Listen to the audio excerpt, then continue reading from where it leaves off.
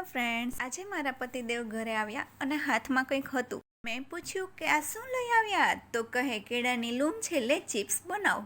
પછી મેં મારું કામકાજ શરૂ કર્યું. પહેલાં તો કેળાની છાલ ઉતારી, પછી એક બાઉલમાં પાણી લઈ અને એમાં હળદર મીઠું નાખ્યું. પછી એક બાઉલમાં તેલ ગરમ મૂક્યું અને પછી કેળાને એમાં સીધા જ ખમણી નાખ્યા અને પછી તેમાં 1 ચમચી હળદર મીઠાવાળું પાણી નાખ્યું. પછી બ્રાઉન થાય ત્યાં સુધી તળી લીધા અને પછી એક બાઉલમાં સંચળ અને મીઠું નાખ્યા હતા, તેનો છંટકાવ કર્યો.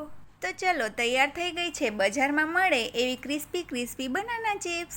અરે એટલી જલ્દી પણ નથી બનતી. આટલી ચિપ્સ બનાવવામાં મારે 1.5 કલાકનો ટાઈમ લાગ્યો હતો. અને હા, પતિદેવે તો લંચમાં ખાલી બનાના ચિપ્સ જ લીધી.